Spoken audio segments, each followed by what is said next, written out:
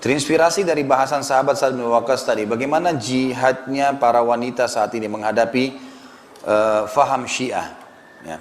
Tentu saja Syiah sudah saya sering bahasakan ya. Syiah adalah pemahaman yang dibentuk oleh Abdullah bin Sabah, orang Yahudi, gitu kan. Kalau saya melihat Syiah ini sekarang lebih cenderung seperti orang-orang munafik di zaman Nabi SAW. Mengaku Islam tapi bukan Muslim, gitu kan. Karena mereka mengatakan Quran kurang, sahabat dikafirkan, cari masalah dengan kaum muslimin, di musim haji buat masalah, di Syria bantai orang, rusak masjid, bikin kacau semuanya, gitu kan. Dan saya sudah pernah bahasakan, tidak ada alasan orang-orang Syiah ini betul mereka dibentuk oleh orang kafir dan kelihatan kok orang-orang pakai akal sehat tuh. Tidak ada alasan orang Syiah menyerang ahli sunnah. Apa kira-kira alasannya? Kalau mereka mengatakan Ali ditokohkan misal, adakah ahli sunnah yang mencaci maki Ali radhiyallahu anhu? Tidak ada. Kita semua mengatakan Ali sahabat Nabi yang mulia, anak mantunya Nabi, kita hormatin, kita bahas sejarahnya, dan pada saat saya bahas Ali bin Abi Thalib panjang lebar saya bahas masalah itu. Fatimah radhiyallahu anha istri Nabi, istri Ali radhiyallahu anhu, kita katakan al-batul, ya, sifatnya yang sangat dekat dengan Nabi SAW radhiyallahu anha, terkenal, gitu kan? Dipuji oleh ahli sunnah. Hasan dan Husain radhiyallahu anhuma, bahkan Husain di kasus Karbala ahli sunnah mengatakan mati syahid, gitu kan? Mati syahid, dan yang membunuhnya zalim. Datanglah kelompok Syiah ini yang mengacau-ngacaukan semuanya. Dasarnya karena pendirinya orang Yahudi, Abdullah bin Sabah. Sayangnya kaum muslimin di Indonesia ini banyak tidak faham masalah itu. Bahkan saya yakin banyak simpatisan Syiah yang tidak faham apa sebenarnya Syiah. Kalau mereka faham, mereka nggak bakal ikut di situ. Ini jelas-jelas bisa kitabullah dikatakan kurang. Bagaimana caranya? Allah mengatakan inna nahnu nazzalna dzikra wa inna lahu lahafidhun. Kami turunkan az-dzikra dan kami akan menjaganya, lalu mereka bilang kurang. Mereka punya 49 juz. Ini dari mana ini? Sahabat-sahabat Nabi, dasarnya Abdullah bin Sabah ingin menyerang Nabi SAW, tapi tidak bisa. Kalau serang Nabi langsung kebongkar kedoknya. Diseranglah orang-orang terdekatnya, Abu Bakar, Umar. Siapa orang-orang ini? Mertua Nabi SAW, Aisyah, istri Nabi SAW. Kita sudah tahu konsep dalam Islam, kalau orang meninggal tidak cerai suami istri akan bersama di surga. Aisyah sampai meninggal tidak pernah diceraikan oleh Nabi SAW, maka menjadi istrinya di surga. Dan ada hadis Nabi SAW, sudah pernah saya jelaskan, berbunyi, saya dinikahkan oleh Allah dengan wanita-wanita ahli surga, gitu kan.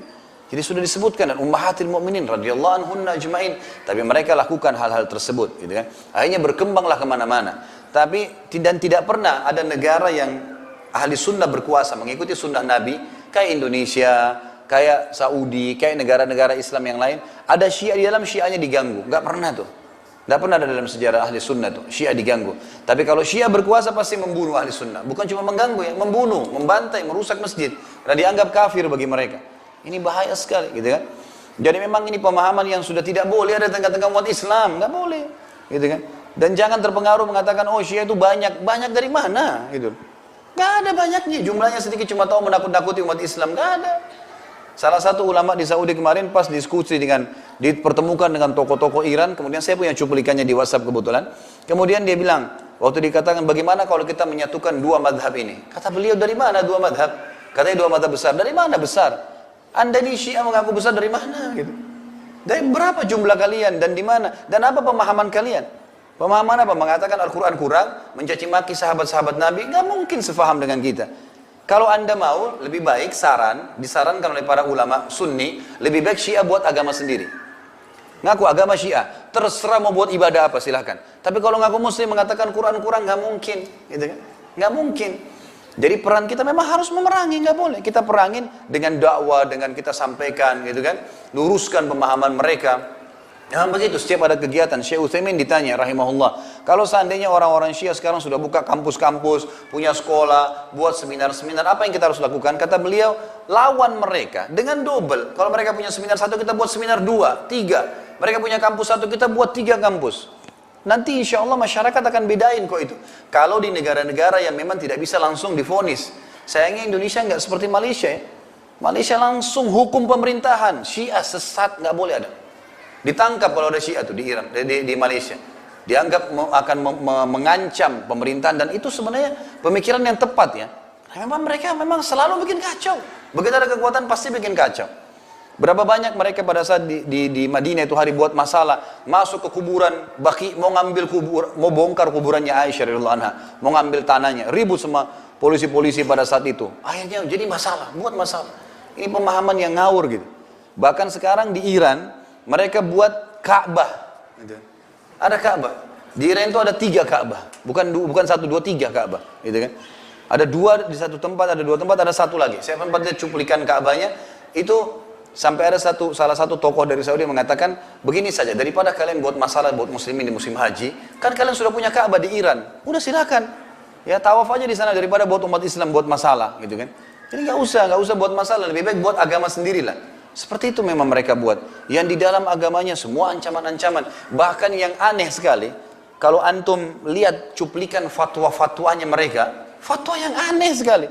Saya tidak tahu sudah terima bahasa Indonesia itu, tapi dalam bahasa Arab ada. Kalau kita ketik di YouTube itu, fatwa-fatwa aneh para ulama Syiah.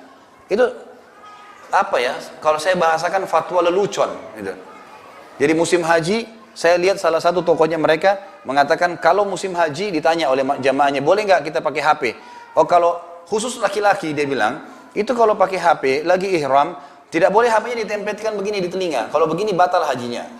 Kalau dibesarin speakernya baru tidak batal. Ini fatwa dari mana ini? Kan itu.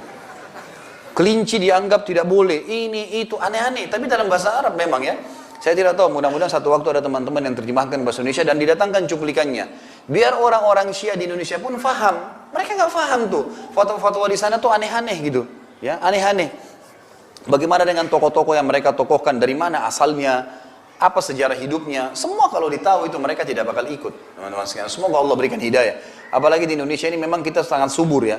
Karena orangnya umumnya apa yang disampaikan bisa diterima. Kan gitu. Sampai di Saudi itu dibahasakan orang Indonesia ini orang yang paling lunak. Sering apa yang dibahasakan ya sudah diterima saja gitu kan. Gampang, pokoknya paling gampang, paling subur. Orang-orang kristenisasi yang nyebarin Kristen Indonesia mengatakan Indonesia adalah lahan paling subur buat kami. Karena mereka apapun disampaikan, apa yang dikasih, iya gitu kan. Nah. Jadi ini hal mendasar yang mesti memang diketahui. Kalau saya ditanya apa perannya, apa kiprahnya, kita harus yang pertama membaca tentang mereka itu siapa Syiah. Tadi saya sampaikan sebagian kecil saja. Setelah kita tahu, kita coba mengingatkan orang-orang terdekat buat kita. Mengingatkan semuanya. Yang bisa menjangkau instansi pemerintahan menyampaikan, sampaikan dan mereka. Ceritakan, sampaikan apapun. Dan ini bukan jangan bohong, tidak ada kebohongan. Fakta-fakta lapangan cukup banyak yang bisa ditemukan. Beberkan ini loh faktanya, mereka buat begini, dipaparkan, gitu kan. Kemudian di pengajian-pengajian, ustadz-ustadz harus gencar menyampaikan. Ini sudah harus, gitu kan. Dan Anda juga jangan mudah terpengaruh dengan isu-isu yang disampaikan. Kalau Syiah itu begini, Syiah itu punya pasukan, Syiah itu punya apa, itu nggak ada. Semuanya itu cuman ngomong kosong yang, kalaupun misalnya ada, mereka mau buat apa? Mau bunuh umat Islam. Memang kita sudah tunggu kematian kok, gitu kan. Umat Islam tinggal, alhamdulillah kalau ada yang umat Islam yang dibunuh sama orang-orang yang mengaku muslim seperti ini. Atau misalnya orang-orang kafir, mati syahid, gitu kan. Tinggal tunggu satu tembakan kemudian mati syahid, masuk surga tanpa hisab. Siapa yang takut dengan itu? Ahli sunnah tidak akan gentar dengan itu. Tapi kita tidak pernah buat masalah pada siapapun. Dan ulama mengatakan berperilaku dengan orang-orang Syiah ini sama persis perilaku Nabi SAW dengan orang munafikin di Madinah. Waktu Umar bin Khattab ingin menebas lehernya Abdullah bin Abi Salul karena dia pimpinan munafikin, kata Umar, ya Rasulullah izinkan saya tebas lehernya. Kata Nabi SAW, jangan. Karena jangan sampai nanti orang berbicara Muhammad membunuh sahabatnya. Artinya apa? Selama mereka mengaku muslim, kita tidak akan ganggu, kita dakwain, luruskan. Tapi kalau mereka buat kekacauan, ya perlu pelajaran, gitu kan? Perlu pelajaran, gitu. Keliru kalau mereka menganggap ahli sunnah itu tidak punya kekuatan, ngawur itu. Kan gitu. Umat Islam itu, umat muslimin ahli sunnah tahu keyakinannya dengan Allah Subhanahu Wa Taala, dan berapa banyak di kancah jihad terjadi. Mereka baru masuk, mereka baru belajar, mereka sudah banyak mendapatkan kemenangan-kemenangan. Itulah yang Allah perlihatkan. Jadi saya sarankan seperti itu.